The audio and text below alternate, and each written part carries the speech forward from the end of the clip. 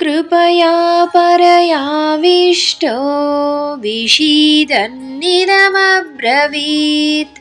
अर्जुन उवाच दृष्ट्वेमं स्वजनं कृष्ण युयुत्सुं समुपस्थितम्।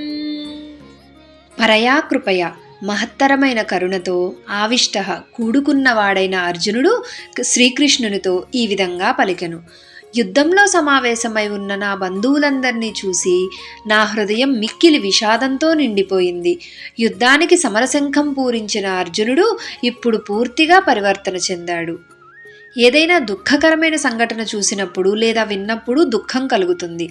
అందులోనూ మనకు చాలా ఆప్తులైన వారికి ఏమైనా జరగకూడనిది జరిగితే ఆ దుఃఖమే శోకంగా మారుతుంది. ఎప్పుడైతే ఆ శోకం ఎల్లలు లేనిదైపోయి ఇక భరించలేనిదైపోయి కర్తవ్యాలను కూడా మర్చిపోయేలా చేస్తుందో అప్పుడది విషాదం అవుతుంది.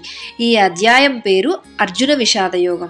అర్జునుడి విషాదమే అతనిని పరమాత్మతో కలిపే యోగం అయింది. పరమాత్ముడి మహత్తరమైన ఉపదేశానికి కారణమైంది. అతడికి యుద్ధంలో గెలవలేనన్న భయంతో విషాదం రాలేదు. ఏ యుద్ధంలోనూ అతడు ఓడిపోలేదు. అతడిని పరీక్షించాలని మహాదేవుడు కిరాతుని వేషంలో వచ్చి అతనితో యుద్ధం చేశాడు.